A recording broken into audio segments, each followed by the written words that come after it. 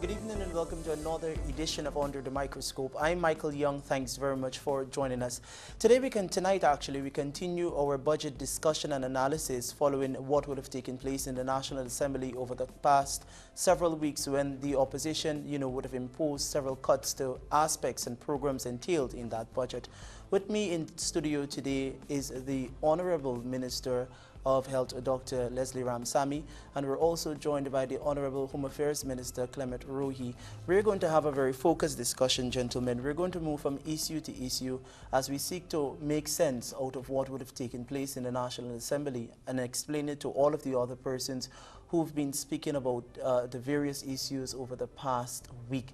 We've been getting calls here almost every day, persons seeking answers and analysis. Minister Rohee, let's start with you. What would you say played out in Parliament? In your own way, what is the analysis of what would have taken place generally in the National Assembly when the opposition moved the motion and then obviously passed it through without government support? Yeah, well, a precursor for what took place in the Committee of Supply, the estimates, was demonstrated in the debate on the minister's speech. Okay. That's to say, the Minister of Finance speech when he presented the 2012 budget to the National Assembly. There were clear signs that on the opposition benches that they were very entrenched positions that were held by those MPs who spoke. In fact, all of the MPs on the opposition benches spoke. And having sat in the Parliament for a considerable amount of time, while one could say that there was a lot of repetition of what took place in previous budget debates, this one was somewhat different because apart from the rhetoric and apart from the usual criticisms of what is not being done or what ought to have been done in the various government agencies and departments, we saw clear signs that there were indications that cuts were in the air. What we were not clear about was where was the pruning to take place. Okay. So we anticipated that there would have been cuts, and it was only at a particular time when one of the front benches on the opposition side got up and asked a direct question to the Minister of Finance whether the government would be prepared to engage in talks in respect to the the other matters to be discussed at the Committee of Supply, that the minister replied and said yes, that we're prepared to talk. And then the engagement following a telephone call to the office of the president by the opposition leader, then those talks took place. We saw at the beginning of those talks that there were positive signs in the sense that immediately, almost after the first hours of talks, there was an announcement that the old age pensions would have been raised from $6,000 to $10,000. The following day, we saw another indication of a positive nature where a formula was agreed to by both sides in respect of electricity supply at Linden. But then we saw some faltering taking place that took place subsequently when the opposition began to back away from that agreement that was reached and dug in their heels, as it were, in respect to a whole host of other issues that came up. So I would say, in retrospect, when you look at what took place at the Committee of Supply in respect to the consideration of the estimates, it was clear that there was a linkage between what was taking place in Parliament and what was taking place at the negotiations at the Office of the President. In other words, movement in Parliament, in the Committee of Supply, was contingent on movement in the negotiations taking place at OP. When we saw those talks weren't getting anywhere, as far as the opposition is concerned, then we saw greater degree of intransigence on their part and the application of the proverbial scissors to the various heads that they felt should be cut. Okay. Now, Dr. Ramsammy, Minister gave a backdrop or precursor to exactly what took place in the Parliament and the Committee of Supply. You delivered a very, passionate outburst, we call it in the media, or speech seeking to engage the men to reconsider their position with respect to the low-carbon development strategy in particular, because of the impact that would have on the projects in your sector and those generally, the solar energy project. Now, the cuts have been made. The impact is there. What is the way forward? Because many people seem to be languishing on the fact that they cut or they made a, they dropped this program. But I think it's time now for us to discuss the way forward and the impact of those cuts. Help us with that analysis. All of the cuts that were made were things that are important to this country, to the everyday lives of people, and to the further development of our country. I heard one commentator in the Kaichur News, Adam Harris, says there will be no impact. But when you take a young person who has just lost his job because we have eliminated the funding for the program in which he or she works, that would have a huge impact on that person's lives. When you talk to the farmers in Mahaika, Maikoni, and Abari, who would continue to face the risk of floods because we cut out the funds that were intended for Kunia, there is an impact.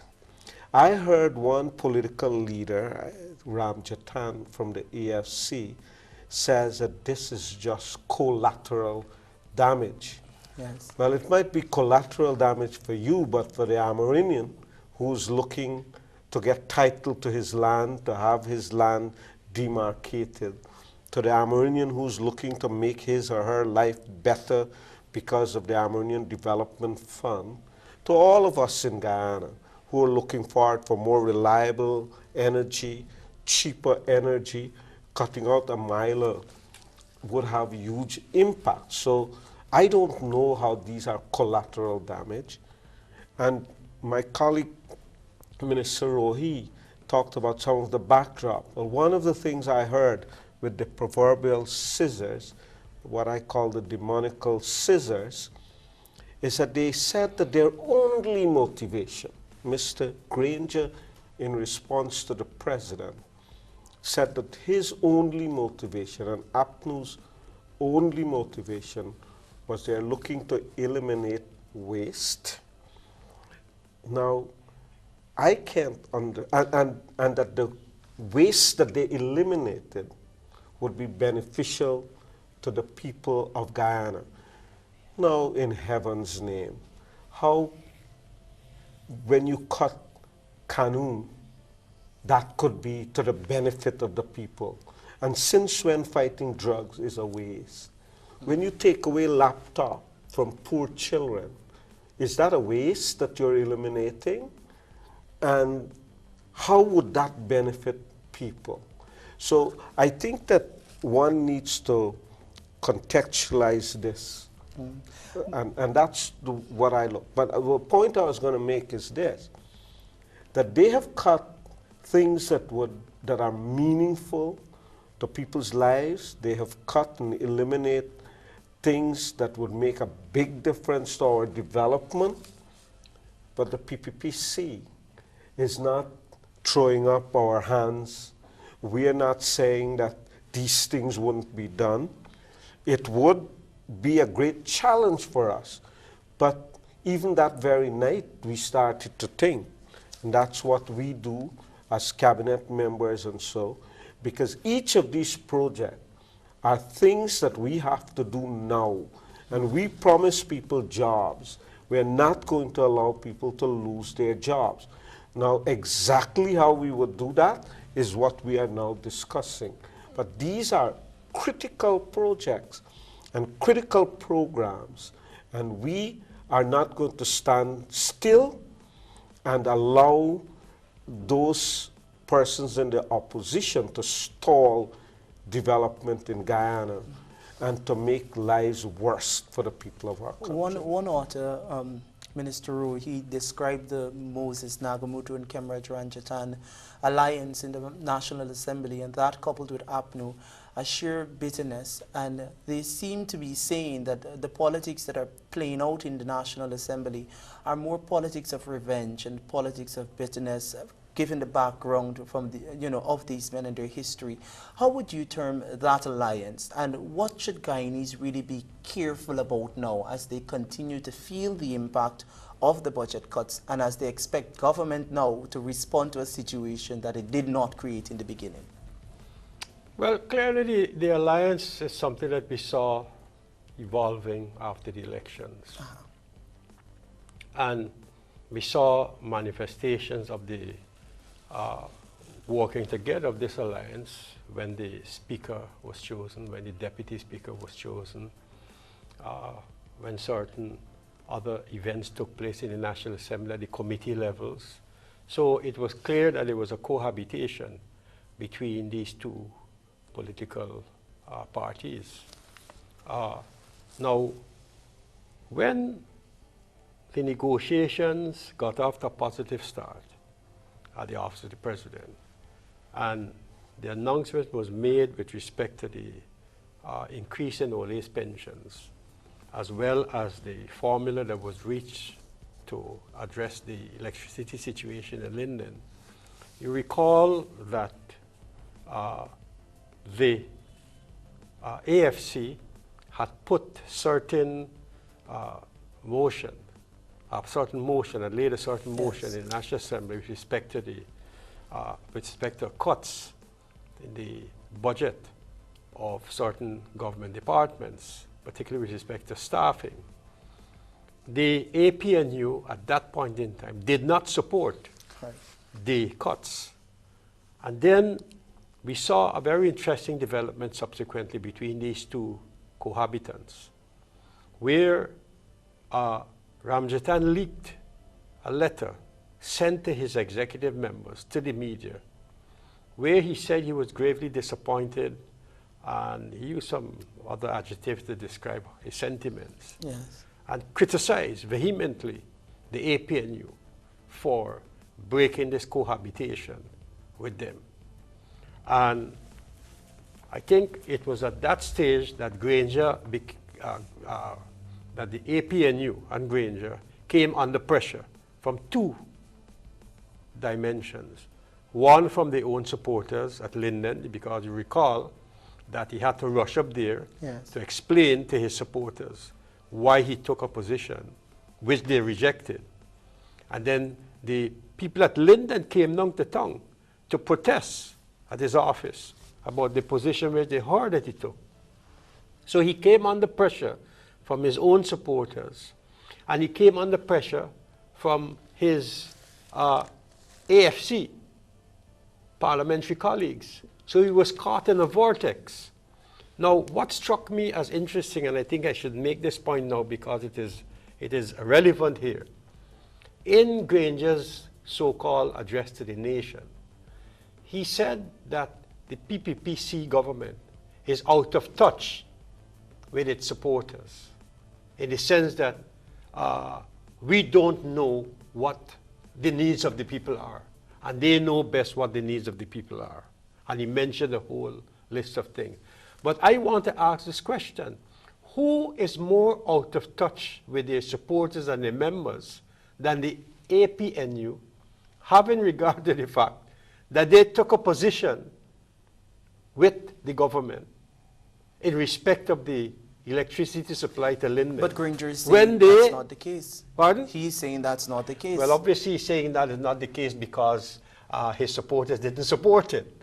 And so he's covering, he's doing a CYA now. Yes. Right, he's doing a CYA. And he could have in Parliament when the Prime Minister So he's led the more state. out of touch with his supporters in the sense that the position he took in respect to that matter was out of sync with the thinking of his supporters. But is this the way that people would have envisaged the whole situation playing out? Was Parliament supposed to be like this, a situation where there's constant gridlock and deadlock and issues, and one party not wanting to compromise and the other party willing to compromise, but not to compromise on issues that they do not consider as rational? Because everyone is looking on and everyone expected that in this situation, we would have gotten the best results out of Parliament. The first thing we have now are cuts, and we have a situation in the country where all Guyanese, regardless of race, political affiliation, are all tense. Everybody's talking about it because they don't know what's going to happen next. And people are talking about snap elections. Now, Minister, you alluded to it earlier. Is it necessary now for us to say to people that we're going to continue the wheels of development and that there may not be a snap elections like everyone seems to be talking about over these cuts, that the opposition seems to be telling all of their supporters, government can get monies, let them come after with a supplementary. That seems to be the solution. Is that the solution? Well, you're raising a whole host of issues Well, there. in these issues, the quite two a pointed mouthful. ones, right, that I think we should talk to is whether or not government can continue to function in this environment, and the supplementaries, whether or not that will work. Government will try its best to continue functioning as a government. We cannot, in the face of the electorate having elected us to office, demonstrate to them that we cannot continue functioning. People expect us to deliver goods and services. Correct. So we have to try our level best to do so, while, as Leslie said, at the same time, confronting this conundrum, so to speak, that faces us in the National Assembly. Yes. This is part of what we call the uncharted waters, you see? So we have to fight on several fronts. We have to fight on the parliamentary front, even though we recognize that they have a slim one-seat majority. It doesn't mean to say that we shouldn't have opposition. When we were in the opposition, and the PNC at that time had a majority of seats, even a two-thirds majority, we still went to the parliament and fought for our positions, even though we were in a minority. We didn't say we were going to boycott the parliament. We did on one or two occasions, but then we eventually went back. The point I'm making is that you cannot give up the parliamentary struggle. So even though we're in a minority now, so to speak, when you take the combined opposition together, we still have to go and fight. Look, take for example when the estimates were being considered. Minister Ashley Singh, Minister Ramsammy, every single minister that was questioned in great detail gave as much facts, gave as much statistics as they could, even though they knew that they were going to cut.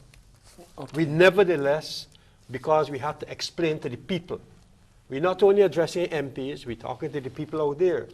We have to show the people that we have the facts in our hands, we have logic, we have reason in our hands. So the parliamentary fight is very important. At the same time, we have to fight on another front, which is called the extra parliamentary front, which is to go to the people, explain to them the unconscionable aspects of these cuts. And that's what the APNU is doing now. But they're having a series of meetings across the country explaining what is there, why they cut the budget. We have to do the same. This is extra parliamentary struggle. So they've struggled on two fronts, the parliamentary front, the extra parliamentary front, and at the same time, you keep your supporters and your members mobilized in case there is a snap elections. Dr. Ramsammy, bringing the supplementaries, the opposition seems to hold on to that bone that we have not chopped everything down to zero. You have $1. Do what is right or meet this criteria and then we will give you. Some people consider that to be rational because if you've not delivered on what they've asked for, they're now holding you to ransom per se, like the president and others would have seen. What is the strategy for dealing with that? And can the PPP really mobilize during this time while you're doing the fight in Parliament? Can the party survive? Well, I think something about budgets. Budgets is about a plan. Correct. You have a home to run, and you don't have all the money in front of you that you need for the rest of the year, but you have plans for the year. That's how you budget. The irony of their argument is this, that it is this same opposition that quarrel with us every time we come with a supplement, because they say that's bad, it's poor planning. You should know what you want to spend, and you should have an idea of how much money you have. You will recall that it is this same opposition in January that when we came with a supplement, blocked the supplement. We have a problem right now, the things that we had spent and we came with a supplement to the parliament, they blocked it. So that on the one hand, they're telling us plan so that you don't have to come back to parliament with a supplementary. On the other hand, they're telling us, don't worry with that thing. Spend as you go and then come back to parliament with your supplementary. It is idiotic. Okay. It is like telling the housewife who is planning that this week I'm going to cook 4 meals with vegetables, and next week I'm going to have more meat because I'll have more money. So that's how she plans, that she shouldn't plan on these things. She should wait till she has the money before she makes any kind of plan. There's just general sentiment, Minister Rohee and Ramsammy, that the PPPC and the government, Donna Ramatara administration, has gotten a wake-up call. So all the time the party may have been sleeping, and it is these cuts that has the ministers around the country trying to mobilize support and explain and stuff of this nature. Now, is this true? Is it this one attempt at the budget that made the party wake up, if it was ever at all asleep? I don't know. Guide me through this. Well, wake-up call means that you were sleeping. Yes, PBPs never sleep, I can assure you of that. Okay. There would be slippages, there would be deficiencies in your organization here and there. I mean, no party is perfect. And we have had to deal with these problems as they surface. But has the party dealt with them? We are dealing with them. Okay. We have to intelligently anticipate some of the problems. I mean, listen, a political party is a voluntary organization, and you rely on people performing voluntary work, either during the day or in the evenings or whenever they have the time at weekends.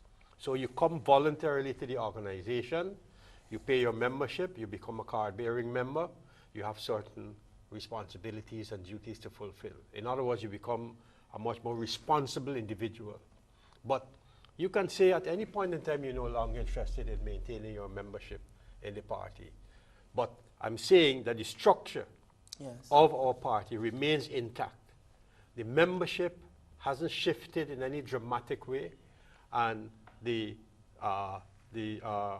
what you call it, the bill of health of the party, I would say, generally speaking, maybe we have a medical doctor here with us, but the bill of health, politically, of the party is still one of vibrancy, still a tremendous amount of motivation, and it depends when you talk about wake-up call, what you mean, because the People's Progressive Party, Civic, and the administration is a party that's always thinking. We encourage a lot of criticisms and views to be expressed internally. And even at the cabinet level, we allow that kind of thing. So there may be issues that will arise from time to time that poses a challenge, like, for example, having not won the control of the parliament once again. And this also has to be seen in the context, in the sense that we've had control. This is the first time in the history of our country since independence that a ruling party does not have the majority at the same time in the National Assembly. It's new for the PNC/APNU, it's new for us. So obviously we have to adjust to this reality, and like I said before, we can't throw up our hands and not deal with it. Our position has always been we have to fight in the parliament and we have to fight outside the parliament. The president delivered an address to the nation. People believe that the address might have come at the right time, and some people believe it may have been at the wrong time completely. For instance, there are some words that he used that has persons, their thinking caps are now on. He says, and I quote, "I want Guyana to have confidence in the decisions I will make over the few coming days," right, or something to that sort. What does that mean? Does that mean that the president too is so worried about the situation in the parliament that he may make an intervention? Does it mean Minister Rohee or Dr. Ramsammy? I think the president made it quite clear that dialogue has always been the PPPC way of dealing with controversies, dealing with things that we don't have agreement with. The president, by the way, and all the issues that they are raising are issues that the PPPC government have put on the table long before.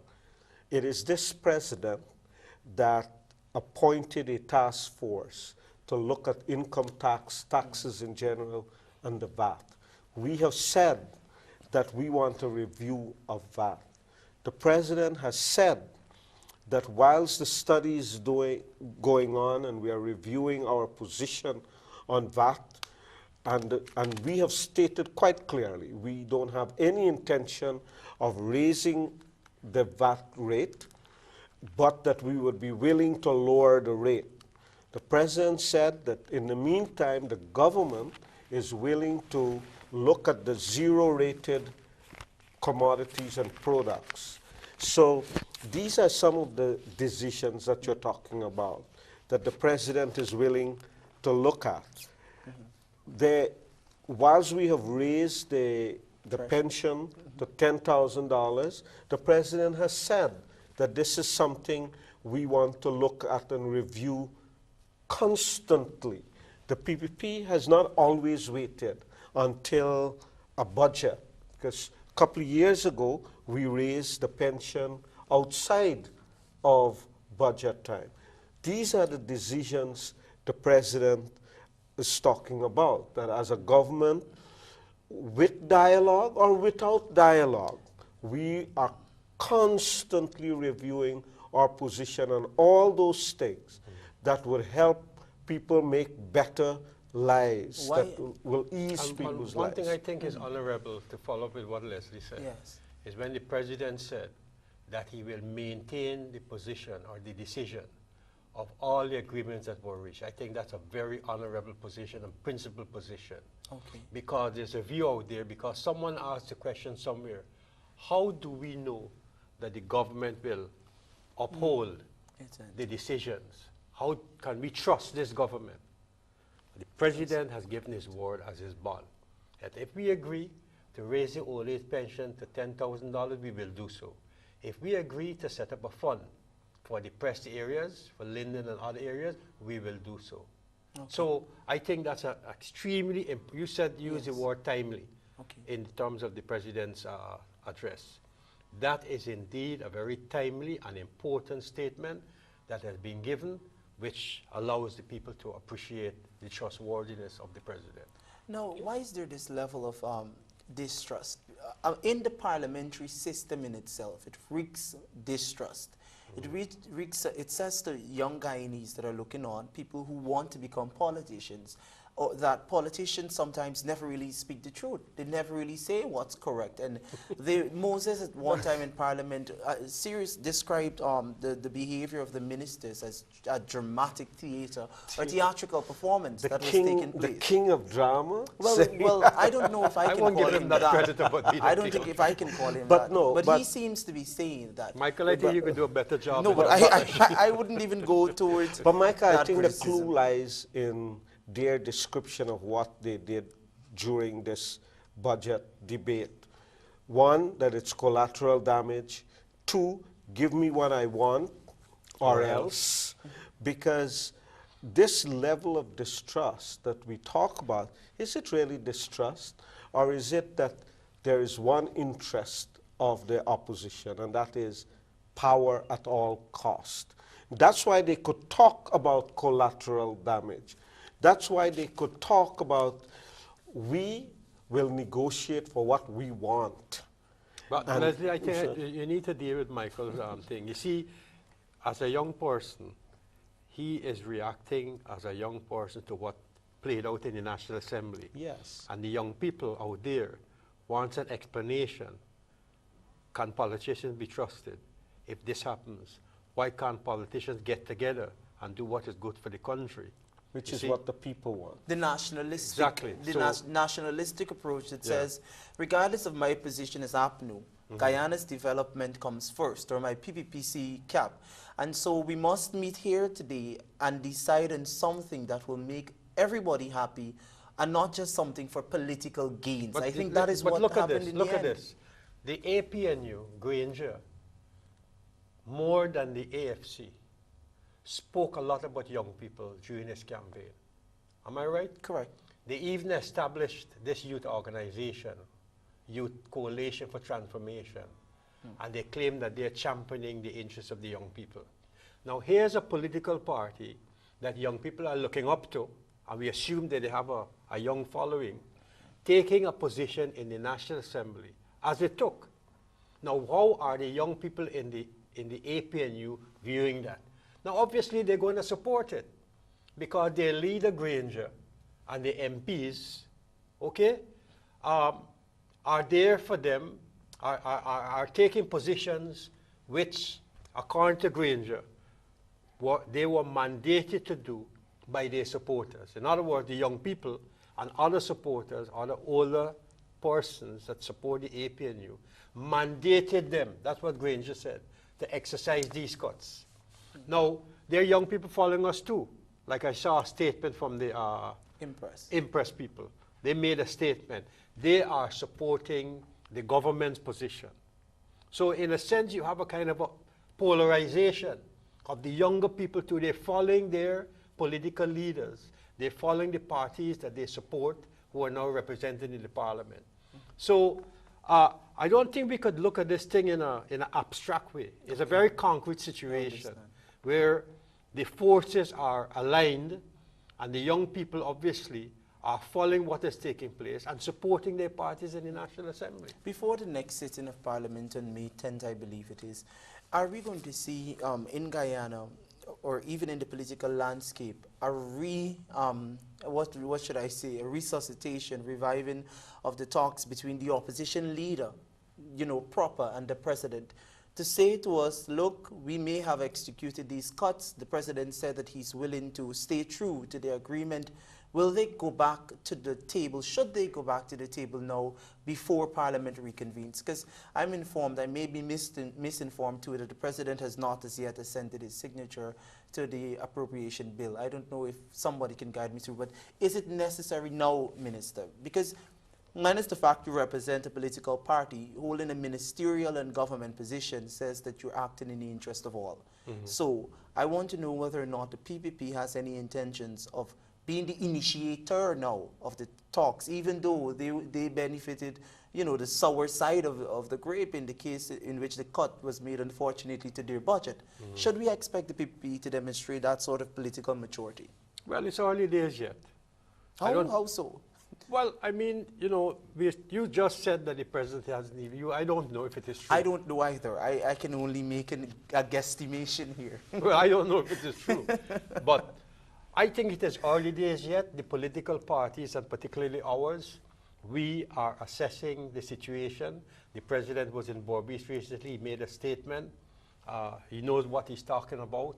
He's the general secretary of the party, at the same time the president of the country.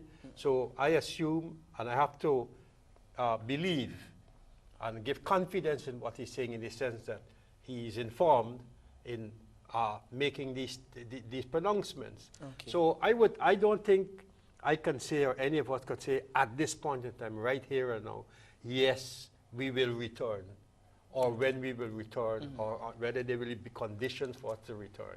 What I know, and Leslie said it as a general principle, we have always committed ourselves to dialogue.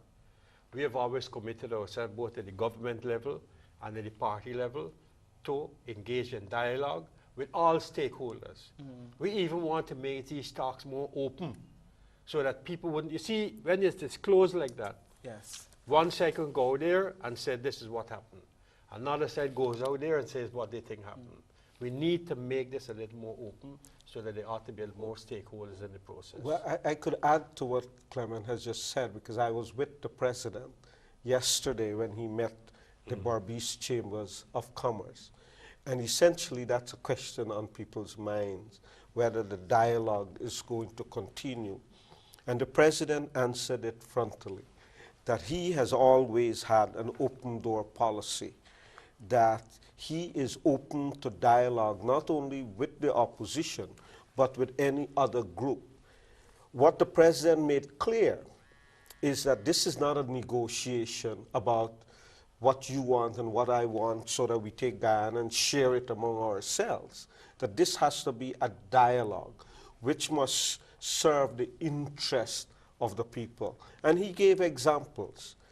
The president has made it quite clear, Clement has just said it, that he will honor the agreement he made for Linden. But we also must explain it, because even the opposition didn't realize that the Lindeners are paying $5 per kilowatt of energy, whereas the rest of the population pay $64. And that all the PPP was proposing is not to make Lindeners also pay $64 this year, but that it will raise to about $25, which is less than half of what the rest of the population is paying.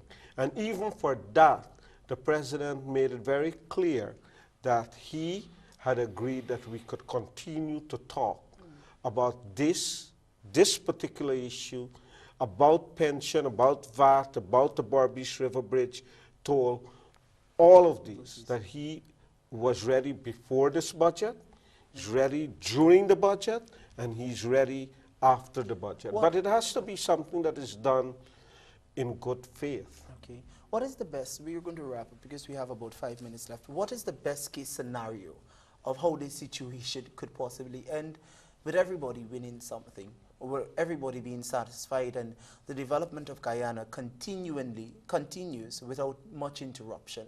Minister, your closing comments as to how you'd like to see this situation Put resonate. it this way, I've been in the Ministry of Foreign Trade and International Organization for 5 years. And in the course of working in that ministry, I participated in 5 different negotiations. The most important one was the World Trade Organization. In negotiations, if we were to call it that, let's use it just for the sake of people understanding. In negotiations, no party gets everything that they want. We all have to reach each other halfway, you see? And once you sit down at the table to negotiate with another party, you create the sense that I want something from you, you want something from me. I have to give you something, you have to give me something in return. Now, here's a question with government and opposition. The government's main responsibility must point to what is in the best interest of the country, because that is the mandate they've been given to rule. The government can't give that mandate to another force. And that is why if you're coming from Parliament to talk to the executive, you have to do so with an understanding that what the executive puts on the table is not half-baked, is not a pie in the sky, is serious business. And everything was totally and fully explained. The LCDS program was fully explained who it will affect. So you have to take all these factors into consideration. If you say, I supported the cut because of the national interest, well, then we open up another debate now. Who determines what is in the national interest? Okay. Minister, briefly, we have about 1 or 2 minutes. No, I think, one, we have to ensure that we continue the dialogue. The $18.3 billion that was cut in the LCDS is our money. We have earned that money by selling our carbon credit, like selling rice, like selling sugar. This is our money. And all those projects, whether it's land titling, the Amerindian Development Fund, micro enterprise for vulnerable population. All of these are significant and important projects that will benefit and improve the lives of all Guyanese. We have to be able to bring that back, and we have to hold the opposition accountable to their promise that they also are interested in the lives of the people of this country. So I would hope that good sense prevail, and I would ask the citizens of Guyana who voted so that we could be in dialogue with each other for the betterment of the country will come together and ensure that the AFC and the APNU, instead of coming together to stall development, will come together to talk with the government so that we can build this country and make it better each day. As is often said, all are consumed, all are involved, all are consumed at the end of the day.